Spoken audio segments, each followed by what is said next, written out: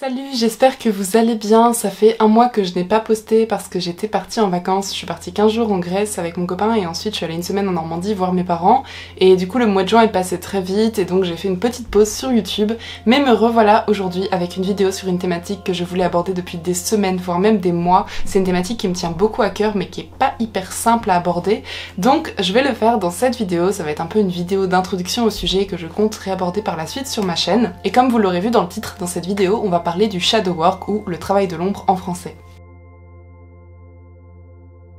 Donc s'il y a parmi vous des gens qui ne me connaissent pas encore, je m'appelle Juliette, j'ai commencé cette chaîne il y a 4 ans et au début je parlais pas mal de développement personnel et puis au fil des années je me suis un peu rendu compte que le développement personnel avait certaines limites. J'ai commencé à m'intéresser un peu au slow living pour ralentir et prendre plus le temps et moins être dans la course au succès et un idéal de bonheur, et je me suis aussi beaucoup intéressée plus récemment à la thématique de la positivité toxique et il se trouve que le thème du shadow work rentre parfaitement dans cette continuité. Donc si vous ne savez pas du tout ce qu'est le shadow work, évidemment comme ça peut sonner un peu ésotérique, un peu witchy, et effectivement c'est le cas. C'est vrai que c'est une thématique qu'on peut retrouver beaucoup chez les amateurs d'astrologie, de sorcellerie, etc. Mais dans cette vidéo je vais l'aborder de manière beaucoup plus terre à terre pour que ce soit vraiment accessible à tous, parce que je pense que c'est vraiment un outil d'introspection et de connaissance de soi, de travail sur soi, qui peut être bénéfique à beaucoup de monde. Donc pour vous donner ma définition du shadow work, parce que je ne sais pas s'il y a une définition officielle, mais en tout cas pour moi le travail de l'ombre c'est le fait de travailler sur la partie un peu immergée de notre personnalité, c'est-à-dire la partie un peu invisible, la partie enfouie. Donc à la base, l'ombre c'est un concept qui vient de la psychanalyse, c'est un concept qui a été inventé par Carl Jung, et l'ombre ça représente justement tout cet aspect de l'inconscient, tout cet aspect enfoui de notre personnalité,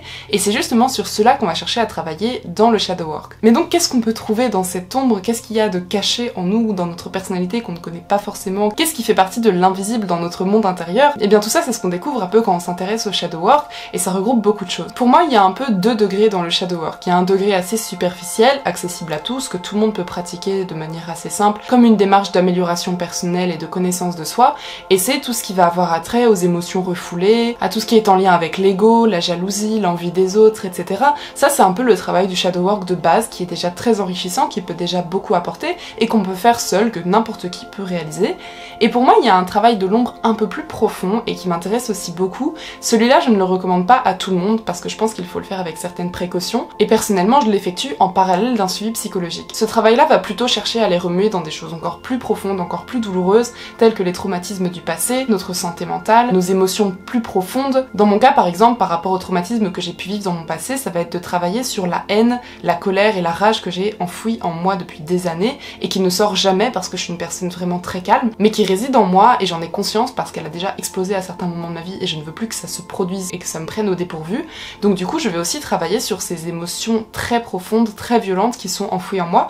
et justement je trouve qu'il y a une dimension au niveau psychologique qui est très intéressante dans le shadow work, parce que c'est des choses qui sont assez inavouables, des choses qu'on a tendance à vouloir refouler. Moi personnellement, pendant des années, à cause du développement personnel et de la pensée positive, j'ai voulu avoir la façade d'une personne qui avait guéri, d'une personne extrêmement résiliente, qui avait eu un éveil spirituel, qui avait vécu une grosse dépression et qui s'en était sortie à 100% et qui était un modèle de guérison, etc. Mais c'était du bullshit, enfin, c'était pas du bullshit dans le sens où je mentais aux gens, c'était du bullshit dans le sens où je me mentais à moi-même sur les conséquences et les séquelles que peuvent avoir une dépression telle que celle que j'ai connue de mes 9 ans jusqu'à mes 16 ans. Et le jour où j'ai compris justement que la psychologie n'était pas si binaire, qu'il n'y avait pas être malade, être guéri, et qu'on passait de l'un à l'autre et c'était fini, tout était beau, non, la psychologie est beaucoup plus complexe que ça, et quand on a grandi, quand notre cerveau s'est développé pendant l'adolescence en dépression, ça a forcément des séquelles sur notre mental et sur notre construction psychique par la suite, et maintenant que je suis adulte, je me rends vraiment compte des conséquences que ça a sur ma vie. Donc pour les personnes qui sont hypersensibles ou qui ont vécu des traumatismes, qui ont un passé psychique assez compliqué,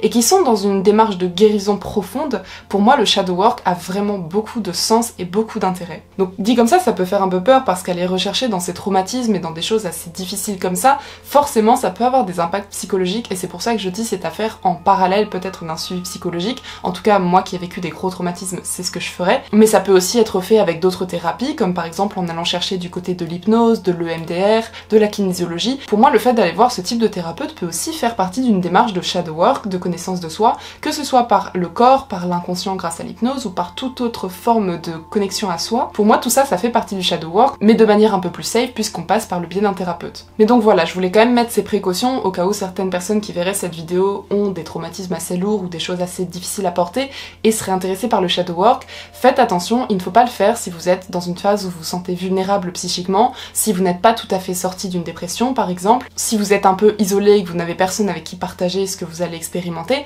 Voilà, le shadow work ce n'est pas un jeu, ce n'est pas quelque chose qu'il faut prendre à la légère, c'est pas juste des petits exercices de développement personnel, c'est quand même un travail sur soi qui est assez profond et qui peut être assez risqué si on le fait vraiment tout seul. Donc cela étant dit, je peux rentrer un peu plus dans les détails et donc aborder le shadow work de manière plus générale parce que bien sûr tout le monde n'a pas vécu des violents traumatismes dans son enfance, tout le monde n'a pas forcément vécu de dépression ou quoi que ce soit et pour autant je pense que le shadow work est bénéfique absolument à tout le monde parce que peu importe les épreuves que vous avez pu vivre dans votre vie, vous avez forcément eu à certains moments de votre existence des blessures émotionnelles, des choses qui vous ont marqué, des choses assez douloureuses à porter dont vous payez les conséquences, qui vous enferment peut-être dans des schémas répétitifs dont vous n'arrivez pas à sortir, que ce soit des relations toxiques qui s'enchaînent ou bien des situations de frustration qui se manifestent régulièrement dans votre vie. Dans tous les cas, chaque individu porte son lot de blessures émotionnelles, même si pour certains ça va plus loin avec des traumatismes, etc. En tout cas, je pense que partant de là, le shadow work peut convenir vraiment à tout le monde. Et pour moi, c'est justement cette dimension psychologique, cette dimension qui correspond justement aux blessures émotionnelles, qui s'adapte un peu au fait d'avoir peut-être vécu des traumatismes ou d'avoir un passif psychiatrique par exemple.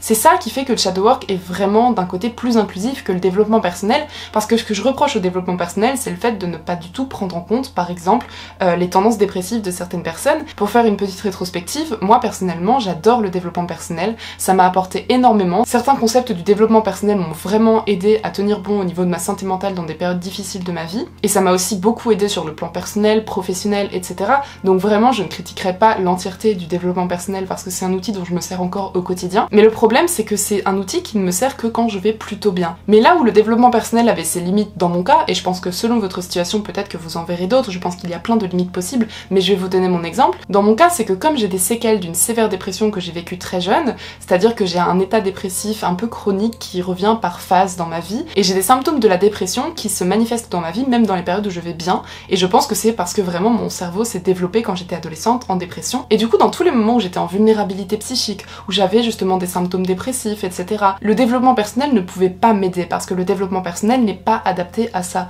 Le développement personnel, c'est très bien pour les personnes qui vont déjà bien et qui veulent aller encore mieux, se développer davantage, etc. Mais si ce n'est pas le cas, alors on rentre dans ce qu'on appelle la positivité toxique, où le développement personnel devient une cause de pression supplémentaire sur nos épaules, alors que justement, une des raisons pour lesquelles on a du mal à être heureux, c'est parce qu'on a déjà énormément de pression dans nos vies humaines, et du coup l'injonction au bonheur devient une pression supplémentaire. Et justement, quand j'ai pris conscience de tout ça, que je me suis rendu compte justement de cette notion de positivité toxique, et que j'ai commencé à prendre un peu plus de mesures avec le développement personnel, j'étais un peu sans réponse, parce que j'avais un manque à combler, mais je ne savais pas trop comment résoudre ce problème, et c'est là que j'ai découvert le shadow work, parce que je vous ai parlé de la positivité toxique en 2020, l'année dernière, et j'ai découvert le shadow work vraiment quelques semaines ou quelques mois après, et ça a été vraiment une révélation pour moi, parce que là j'avais vraiment un outil de travail sur soi, un outil d'introspection, un outil pour vraiment évoluer personnellement au même titre que la spiritualité ou le développement personnel, mais qui prenait vraiment en compte l'entièreté de l'individu et pas juste l'aspect positif et les objectifs à atteindre. Et finalement pour moi le shadow work, comme il inclut absolument tous les aspects de notre personnalité, y compris les plus laids, y compris les plus sombres, y compris les plus inavouables, c'est ça qui le rend intéressant, parce que du coup on peut vraiment travailler sur soi dans notre entièreté, et surtout on peut aussi travailler sur soi même dans les moments où ça ne va pas trop, parce que les moments où ça ne va pas trop sont justement des moments où on peut faire vraiment de l'introspection, mieux se comprendre, mieux comprendre nos mécanismes et se renforcer, être plus résilient et avancer plus profondément dans notre guérison. Parce que j'ai toujours pensé que les moments que j'avais de rechute et les moments où ça ne va pas de manière générale sont des moments qui ont énormément à nous apprendre sur nous-mêmes, des moments qui peuvent nous faire avancer, peut-être même plus que les moments où on va bien. Et en cela, je faisais déjà un petit peu du shadow work sans même m'en rendre compte. Mais c'est vrai que le fait d'avoir un concept qui englobe un peu tout ça, qui permet de rentrer plus en profondeur dans cette démarche, c'est quelque chose qui a vraiment changé ma vie cette année. Mais donc le shadow work, en quoi ça consiste concrètement? Comment on fait pour rentrer là-dedans, dans cette démarche? Ce qu'il faut comprendre d'abord, c'est que à l'origine, le shadow work, on pourrait dire que c'est un peu la recherche des choses inavouables, les choses cachées, etc. Donc comme je l'ai dit, ça peut être lié aux blessures émotionnelles. Par exemple, pour ça, je recommande vivement le livre Les 5 blessures de l'âme de Lise Bourbeau. Ça peut aussi être en lien, comme je l'ai dit précédemment, à tout ce qui touche à l'aspect plus psychique, comme les traumatismes, les angoisses, les peurs, les phobies, etc. Mais il y a un autre aspect de cette notion d'ombre que j'aime beaucoup, c'est un peu l'idée que l'ombre l'ombre, ce serait la partie qu'on avait quand on était enfant et qu'on a inhibée en devenant des adultes socialement adaptés. Parce que quand on prend un enfant, l'enfant il va avoir tendance à exprimer toutes ses émotions. S'il est frustré, il va l'exprimer par de la colère, par de la tristesse, il va exprimer sa jalousie, il va vraiment avoir des émotions qui sont très vives, qui s'expriment très fortement, et c'est des choses qui sont absolument inimaginables chez un adulte, parce que la société ne pourrait pas fonctionner sainement si les adultes se comportaient comme des enfants. Si les adultes agissaient uniquement au gré de leurs émotions, sans réfléchir, sans tempérer, et laissaient uniquement leurs pulsions instinctives les guider, la société serait complètement chaotique. Donc les codes sociaux et toutes ces choses qu'on a appris à inhiber sont vraiment très utiles pour la vie en société. Mais le problème, c'est qu'on ne les a pas seulement inhibés aux yeux des autres et pour la vie sociale, on les a inhibés tellement profondément que finalement on en a nous-mêmes plus conscience et on est complètement déconnecté de ces émotions. Et le problème, c'est qu'on les a toujours, ces comportements. Ils sont juste enfouis, on ne les ressent plus forcément, mais ils sont bien présents. La preuve, c'est qu'il y a plein de comportements, de pensées un peu néfastes qu'on regrette d'avoir mais qu'on ne contrôle pas, que ce soit des pensées de jalousie envers quelqu'un, que ce soit des pensées un peu malveillantes, ou bien du jugement un peu hâtif, ou ce genre de choses. On a tous un peu des comportements parfois intérieurs qu'on n'arrive pas forcément à justifier ou même à comprendre, et tout ça c'est des choses qu'on peut explorer avec le shadow work, parce que justement l'ombre ça inclut notamment tous ces comportements qu'on a inhibés pour devenir des êtres sociables. D'ailleurs je pense que ça renvoie grandement à une autre thématique qu'on a beaucoup vue ces dernières années dans le développement personnel et le bien-être, qui est la thématique de l'enfant intérieur. Pour moi c'est très relié, c'est très proche, même si le shadow work englobe beaucoup plus de choses selon moi. Mais en tout cas voilà, cette notion d'enfant intérieur, cette notion de pulsion, les émotions impulsives, tout ce qui est un petit peu incontrôlable et qui est un peu presque animal chez nous, que ce soit la jalousie, la colère, etc. Ce sont des choses finalement qu'on tient de l'enfance mais qu'on a simplement inhibées. Mais le problème c'est que c'est pas parce qu'on se détourne de quelque chose qu'il n'existe plus.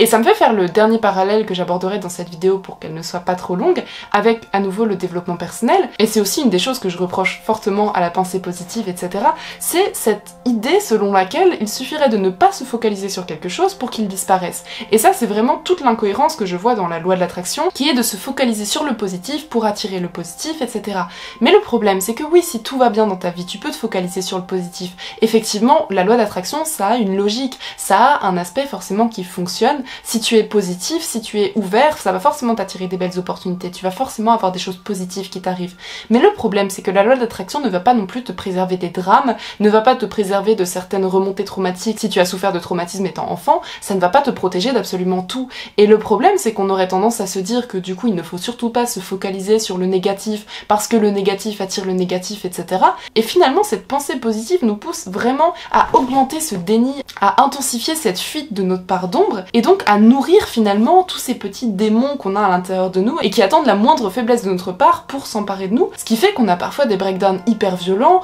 ou bien des crises de colère, ou bien des émotions qui nous prennent d'un coup et on ne sait pas les contrôler, tout simplement parce que plus on refoule quelque chose profondément, et plus ça va faire un effet cocotte-minute en fait, parce qu'on le comprime au fond de nous, donc quand ça sort toujours beaucoup plus violemment. Alors que quand on a conscience de nos ombres, quand on a conscience des choses qui sont enfouies au fond de nous, quand on a conscience un peu de nos vices, de nos défauts, de nos faiblesses, eh bien on est beaucoup plus à même de les accueillir dans les moments où elles font surface. Et le problème avec le développement personnel et la pensée positive, c'est que finalement, ça ne nous sert que dans les moments positifs, dans les moments où tout va bien, et dans les moments où on vit des périodes de crise, des situations de crise, que ce soit psychologiques, familiales, même financiers, parce qu'on n'est pas à l'abri des fois d'avoir des drames sur tous les aspects de notre vie, je trouve que le développement personnel ne nous aide pas forcément. Alors bien sûr, oui, il y a des aspects du développement personnel qui peuvent nous aider, comme par exemple tout ce qui est inspiré du stoïcisme, pour réussir à mieux accepter les événements négatifs, accepter ce qui ne dépend pas de nous, etc. Mais qui va avoir une réaction stoïque quand quelque chose de vraiment très difficile lui arrive, quelque chose qui va être relié à des vieux traumatismes, etc. Honnêtement, il faut être un peu réaliste, on n'est pas des grands sages.